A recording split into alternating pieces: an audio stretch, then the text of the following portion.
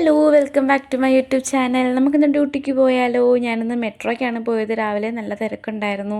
നമ്മളിങ്ങനെ മെട്രോയിൽ നിന്ന് ധൃതി വെച്ച് ഓടി ഇറങ്ങുമ്പം നമ്മളെ മുമ്പിലുള്ള ആരെങ്കിലും ബ്ലോക്ക് ചെയ്തിട്ട് നമ്മളെ സ്ലോ ആക്കുമെന്ന് തോന്നാറുണ്ടോ? എനിക്ക് എപ്പോഴും തോന്നാറുണ്ട്. ലാസ്റ്റ് ഞാൻ സ്കാനൊക്കെ ചെയ്തിട്ട് പുറത്തേക്ക് ഇറങ്ങി.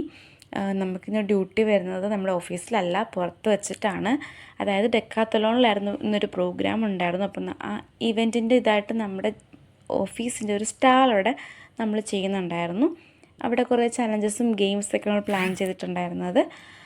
രാവിലെ നല്ല തിരക്കായതുകൊണ്ട് എനിക്ക് വീഡിയോസ് ഒന്നും എടുക്കാൻ പറ്റിയില്ല.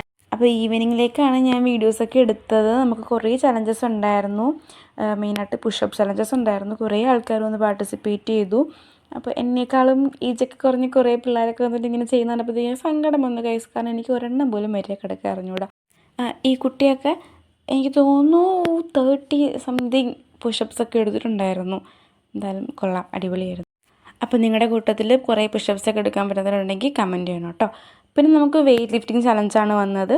അതായിരുന്നു ഈ കൂട്ടത്തിൽ ഏറ്റവും കോമഡി ചലഞ്ച്. കാരണം നമുക്ക് വെയ്റ്റ് ലിഫ്റ്റിംഗ് ചലഞ്ച് തന്നെ നമ്മൾ വെച്ചത് വൺ സൈഡിൽ വെയിറ്റ് കൂടുതലായിട്ടായിരുന്നു. കുറേ ആൾക്കാരും ട്രൈ ചെയ്ത് നോക്കി. കുറച്ച് പേർക്കൊക്കെ എടുക്കാൻ പറ്റുള്ളൂ, കുറച്ച് പേർക്ക് ഹോൾഡ് ചെയ്ത് വെക്കാൻ പറ്റി. ലാസ്റ്റ് നമ്മൾ ട്രെയിനർ തന്നെ കാണിച്ചു കൊടുക്കുന്നുണ്ടായിരുന്നു എങ്ങനെയാണ് ചെയ്യേണ്ടതെന്ന്. പിന്നെ വാട്ടർ ക്യാൻ ചലഞ്ചായിരുന്നു. അത് എനിക്ക് തോന്നുന്നു കുറേ ആൾക്കാർ ട്രൈ ചെയ്തു, ലേഡീസ് അങ്ങനെ കുറേ ആൾക്കാർ ട്രൈ ചെയ്ത് നോക്കി. അത്യാവശ്യം വെയിറ്റ് ഉണ്ടായിരുന്നു കേട്ടോ ക്യാനിന്. പക്ഷേ കുറേ പേർക്ക് എനിക്ക് തോന്നുന്നു ഏറ്റവും ഹൈയസ്റ്റ് 2 മിനിറ്റൊക്കെ ഹോൾഡ് ചെയ്ത ആൾക്കാരുണ്ടായിരുന്നു.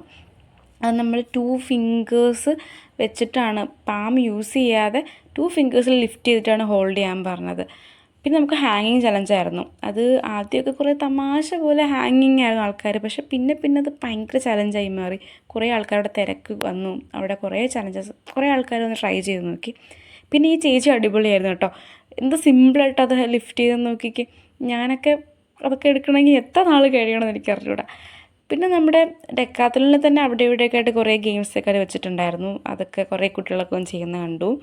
പിന്നെ ഈവനിങ്ങിലായിട്ട് നമ്മുടെ പുഷപ്സ് ഒന്നും കഴിഞ്ഞിട്ടേ ഇല്ല, ആൾക്കാർ വന്നുകൊണ്ടേയിരുന്നു ട്രൈ ചെയ്യാനായിട്ട്.